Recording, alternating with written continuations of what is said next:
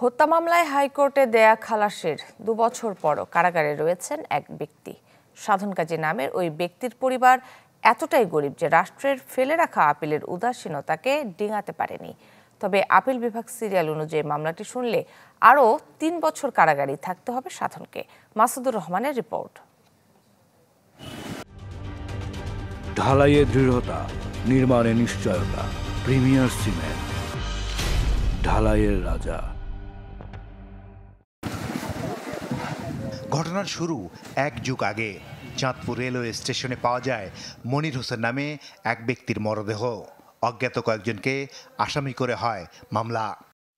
কদিন পর একই ট্রেনের যাত্রী সাধন হোসেন কাজীকে আসামি করে আটক করে পুলিশ। 164 ধারায় নেওয়া হয় স্বীকারোক্তিমূলক জবানবন্দি। শুরু হয় সাধন কাজীর জেল জীবন। 2017 সালে জবানবন্দির ভিত্তিতেই সাধন কাজীকে মৃত্যুদণ্ড দেয় চাঁদপুর জেলা ও দায়রা জজ আদালত।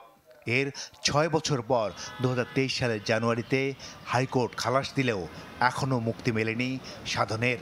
অথচ হাইকোর্ট তার রায়ের পর্যবেক্ষণে পরিষ্কার করে বলে দেন, পোস্টমর্টেম রিপোর্টের সাথে 164 ধারার জবানবন্দি মেলেনি। এরপরও আপিল করে মামলাটি ফেলে রাখে রাষ্ট্রপক্ষ। তার যে খালাস হয়েছে 31/1/2023-এ, 2024 পার হয়ে গেল, 2025 আসলো, এখন 25 জানুয়ারি অলরেডি চলতেছে। এই 2 বছর যাবৎ সে খালাসের পরও আছে, সে জেলে আছে।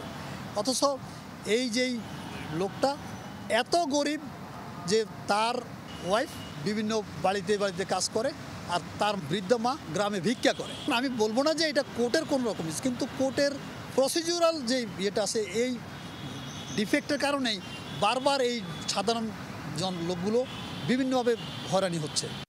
সাধন যখন গ্রেপ্তার হন তখন তার ছেলের বয়স ছিল 7 বছর, এখন 19 বছর।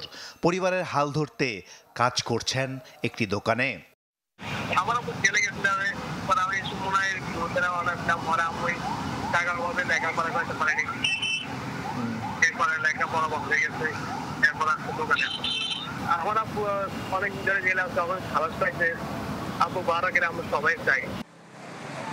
সাধন কাজী বর্তমানে কুমিল্লা কারাগারে রয়েছেন। স্বাভাবিক নিয়মে আপিল শুনানি হলে আরও 3 বছর তাকে জেলে থাকতে হবে। মাসুদুর রহমান, চ্যানেল 24, ঢাকা।